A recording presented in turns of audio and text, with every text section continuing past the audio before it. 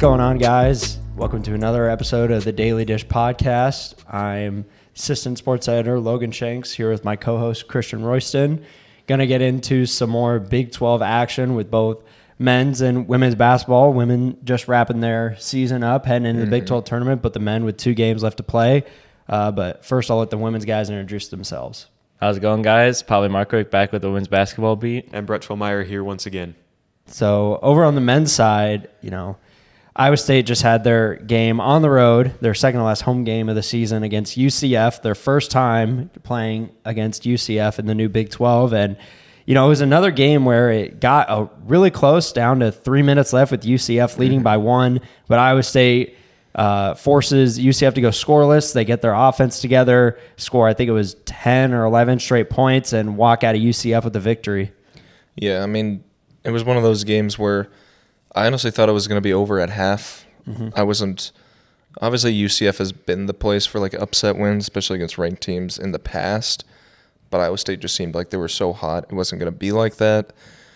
But at half, you're up by a lot. You're like, okay, well, they're just going to come out of the second half and just clean this game up. But that was not the case, and it did get pretty dicey there, especially with under 5 minutes left. And you can't really fault them because it's still a win on the road, but you do have to think that this is the third straight game where it feels like their offense is just not clicking, and the third straight game, although where their defense is really shined.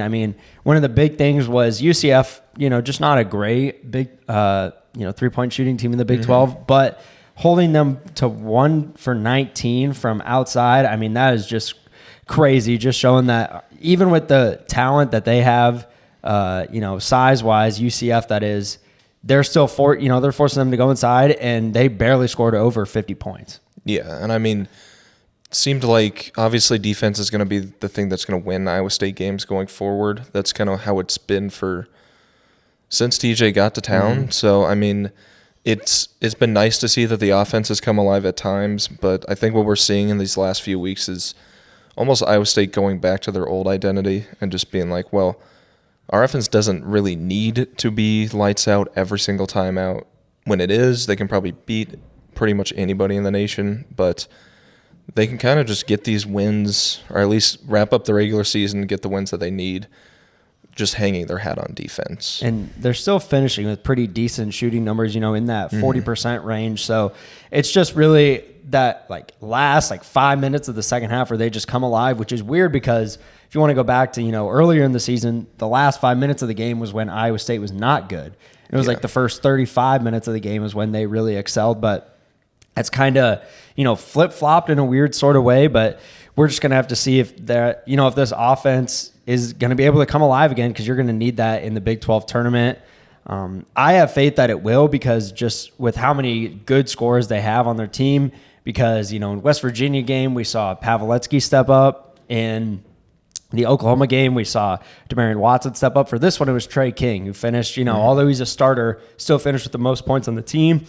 Had a great three-pointer in the corner, and, he's just really showing off that jumper, which if you were telling me going into the season that Trey King was going to develop a solid jumper that, you're almost welcoming now in your offense, I'd be very surprised. Yeah, I think it was earlier in the season, I think it was when Milan was knocking down a bunch of threes, we saw Trey King pull up from deep, and I asked him after in the press conference, I was like, were you just kind of feeling the vibes off of it? Maybe it was Kurt was hitting some too, and he was just like, I might as well throw one up too.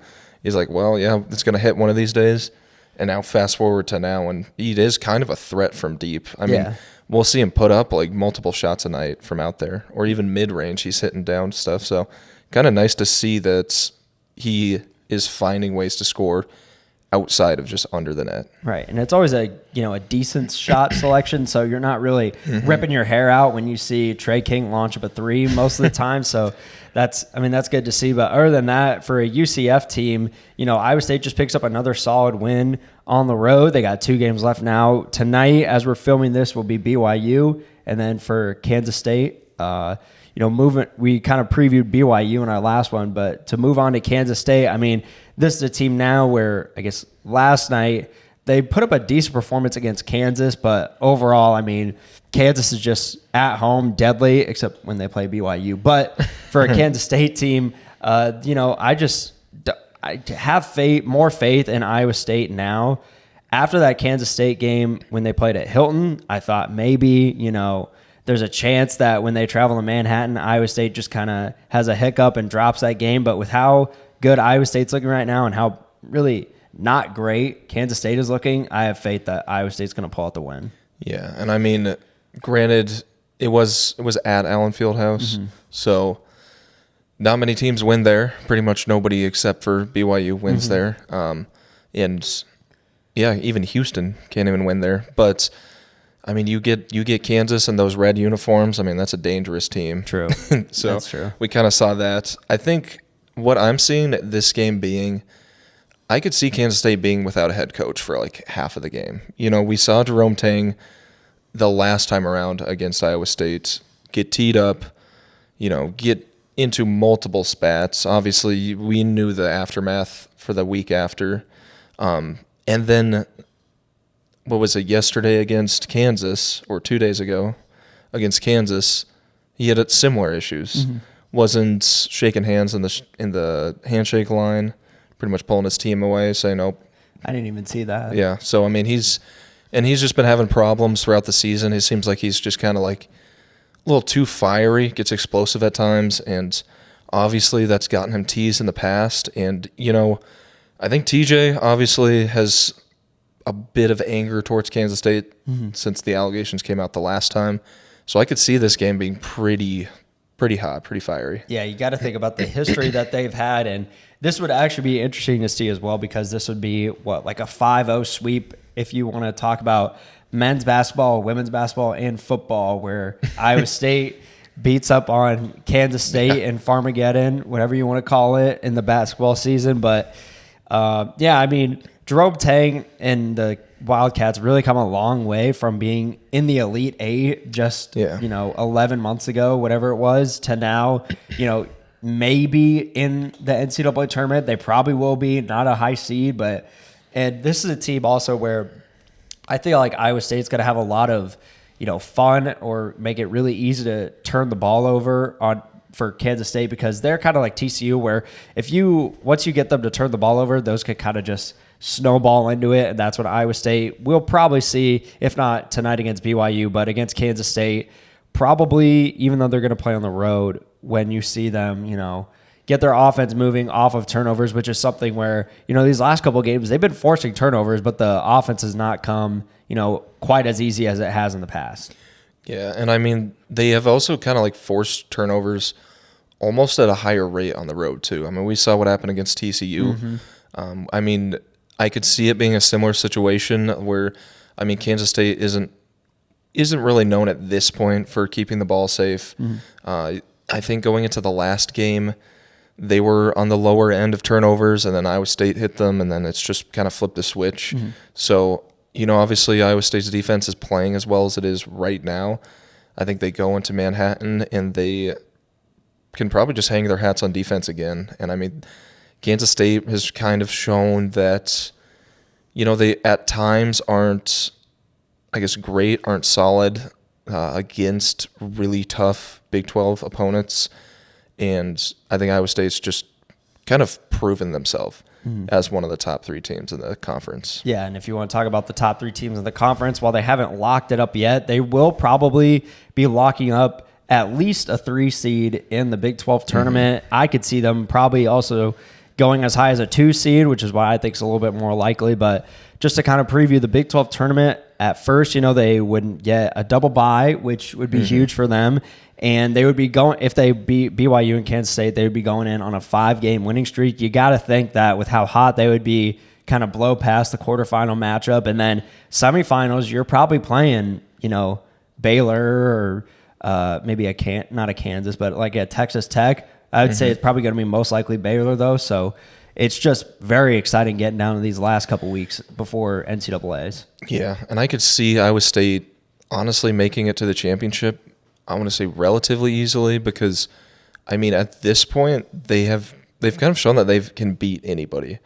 I mean, there really isn't there's a couple teams in the Big 12 that are a little scary for them, like BYU, which, I guess we'll know more after the game, because we are filming this the day of the game. But BYU is a team that kind of matches up well with them. I think Baylor's a team that can match up well with them. And obviously Houston with that defense is always going to be scary. So there are roadblocks, but if it plays out in a way where they get good matchups against, some of the teams that they've had pretty good outings against, especially like on the road, I think they can really do a lot down in Kansas City.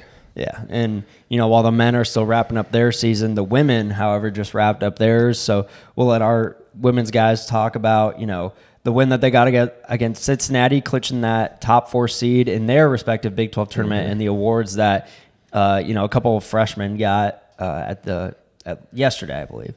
And now to cap off the women's basketball regular season, Iowa State hosted Cincy, and it was a great night to be for sure because it ended up being senior night and they ended up capping off on the right note. Yeah, it was awesome to see. We honored Naidu, who's been with the Cyclones for 3 seasons, started her career at Butler, and since became a vital piece to the Cyclones. And Hannah Bellinger, who came in this year, used her COVID year. She won't be back with the team because of that.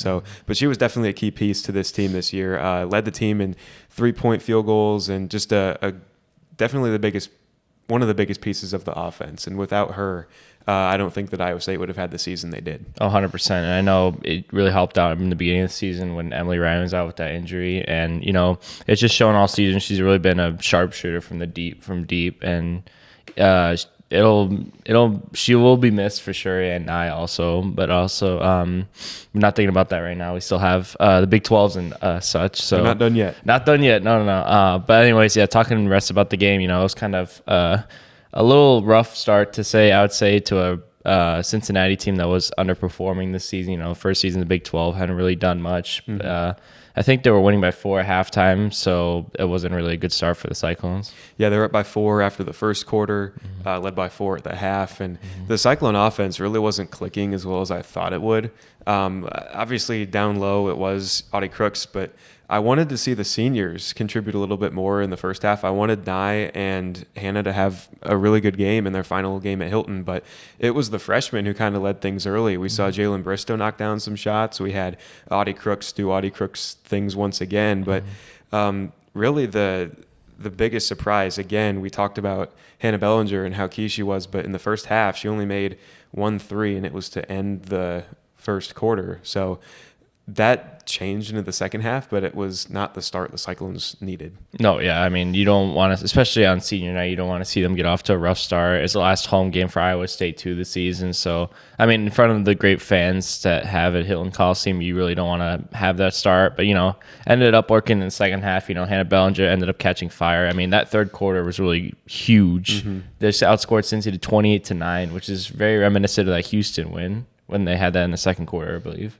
Yeah, I talked about before in other games of, this is the best third quarter this team's had. No, this was the best third quarter this team has had. Nearly 30 points. You hold a team under 10. Everything that could have gone right for the Cyclones pretty much went right for the Cyclones. And you really have to highlight 2 players for that. It's Audie Crooks and Hannah Bellinger. They took over in the third quarter. Those 2 combined had 25 of the 28 points in the third quarter. Ariana Jackson had the other 3. She had a good night. She had 9 points, but it was really Bellinger and Crooks got it kickstarted in that third quarter. She puts the Cyclones on a personal 6-0 run, and that leads into a 14-0 overall run to start the quarter, and they just took off from there, did not let off the gas. No, they did not. They did not let their foot off the gas. I mean, you saw second half really just pushed it forward in the end. And Cincinnati really had no answers for Iowa State. Like, even Iowa State's defense held them to 25% shooting in the third quarter and 23 in the fourth. So you really saw they really fell off the wagon right there after the first half, after starting off so hot, being able to go up by 4 at the half. So, I mean, yeah, it was a really phenomenal job by Iowa State to end off the season on this right note for the seniors as well. And it was good for Hannah to get that one last dance in Hilton. Yeah, definitely that second half was really big. One of her best second half performances. She finished with 17 points, which I believe was her second most of the season. 19 was her most. So just 1 3 shy of getting to that 20 mark. So close. I was hoping for it, but it just didn't get there.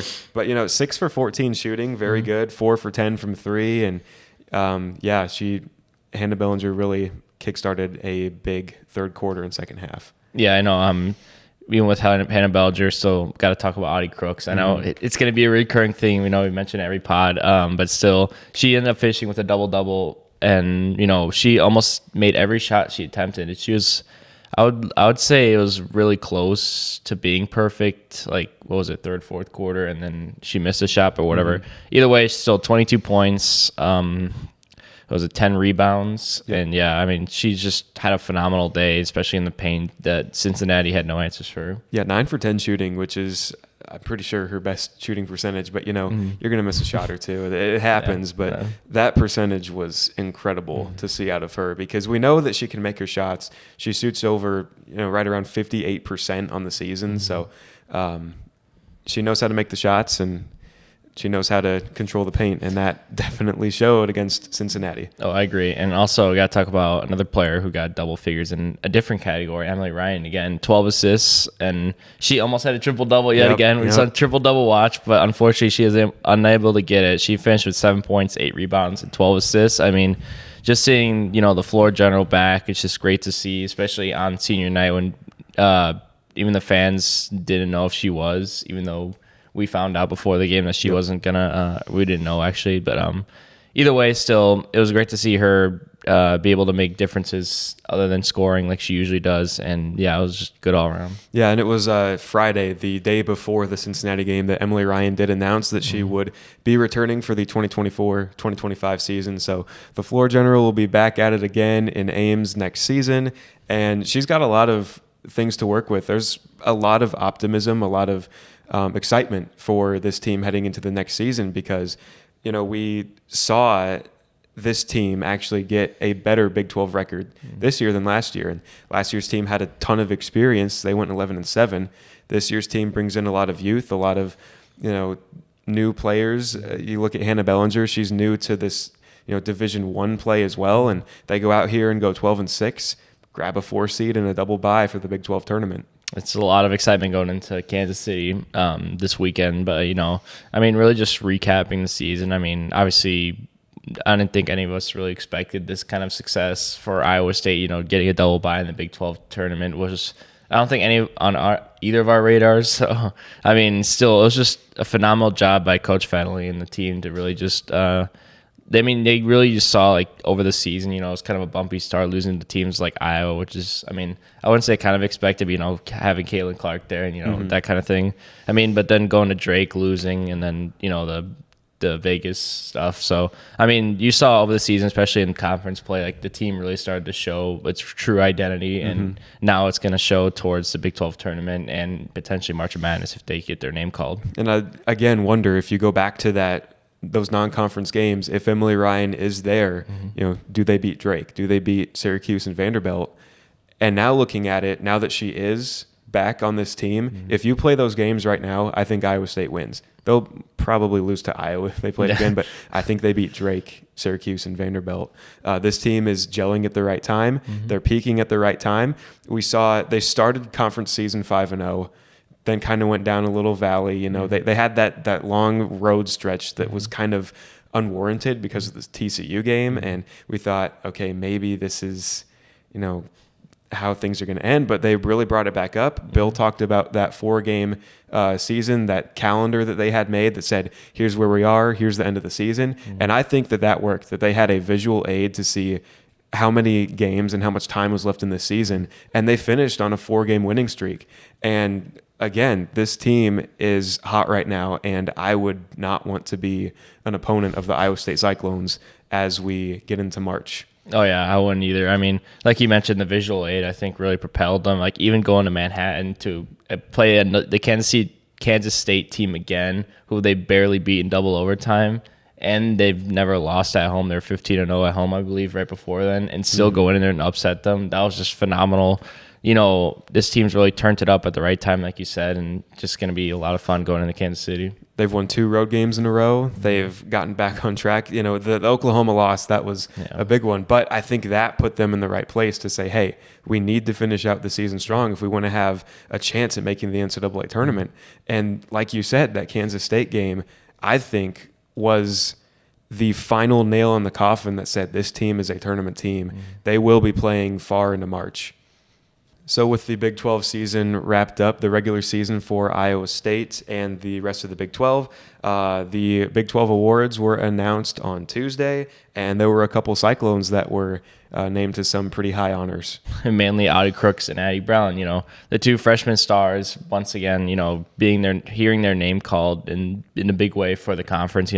Audie Crooks making all Big 12 first team and being the first ISU freshman being there with a unanimous selection. I mean, it was no surprise to both of us that at least she was going to make the all-freshman team, but to see her make the Big 12 first team in her first year was just incredible. Yeah, and you look at Audie Crooks' season, 18.3 points per game to lead the Cyclones, shoots 58% from the field.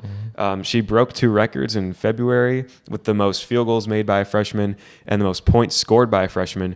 First freshman to score over 500 points in an Iowa State season, and the 12th in Iowa State history to do so.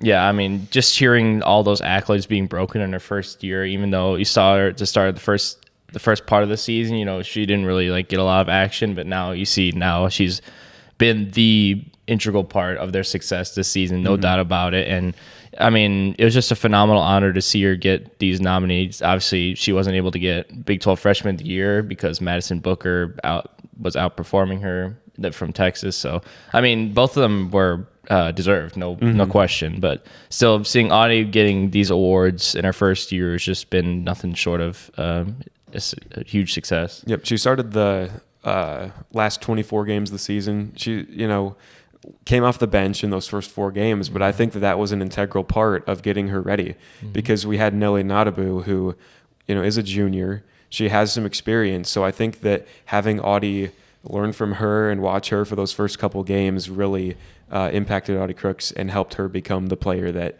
she was throughout this season. Even saw later in the season when Crooks was starting and Nadabu was on the bench, you saw that still the same energy between the two. Even Nadabu was still producing off the bench, even with Crooks doing her thing when she had to sub out. So, I mean, overall, great job by Crooks this season. And then we talk about Addie Brown. She was an all Big 12 honorable mention this year, along with making the all-freshman team. So, I mean, besides Crooks, Brown was also an integral part. She did a lot more things, I would say, than Crooks. She did more things, I would say, than just the scoring aspect. She, rebounded the ball well, assisted the ball well, and, just was having a key part on the defensive side, too. Yeah, I mean, she led the team in rebounds. She averaged 8.4 per game. She had 23 steals this season. She had some blocks. She was all over everywhere. Her free throw shooting was great, and we saw that against Kansas State when they played in Ames. She was a big piece of those free throws in those overtime periods to seal that one. And I think Addie Brown was one of the biggest, I don't want to say surprises, but just eye-catching, players of this team because of how good she was just right off the bat. I mean, she comes into Ames and gets 9 double-doubles. She's the only Cyclone to start all 28 games. So Addie Brown was a huge, huge piece of this season. Yeah, I mean, she was Iowa State's Iron Man, just playing every game. You saw she was reliable down the stretch too. Even that one part during the road game stretch, I think she was dealing with some illness, but either way, she still showed up and she still played, even though Iowa State did not end up getting those wins. So, I mean, Addie, for her first season also, it wasn't Crooks level great, but still it was a really great job by her to be able to, she was also able to facilitate the offense, especially when Emily Ryan wasn't there.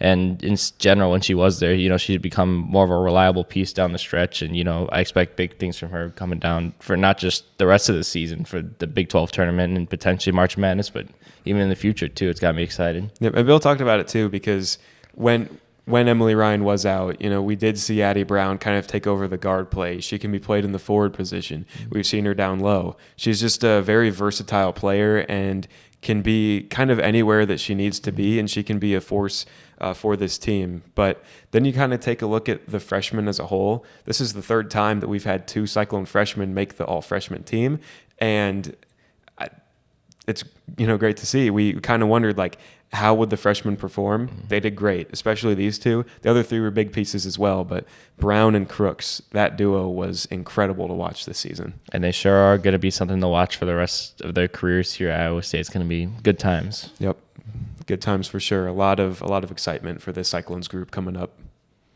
while, both regular seasons are coming to an end and the Big 12 tournament's coming up, which we will be down in Kansas City for. Really excited to be covering those games and shooting some special podcasts down there. All we can really do, in the wise words of Christian Royston, is just wait and see how it all plays out. But thanks for tuning in to this episode of The Daily Dish, and we will see you guys next time.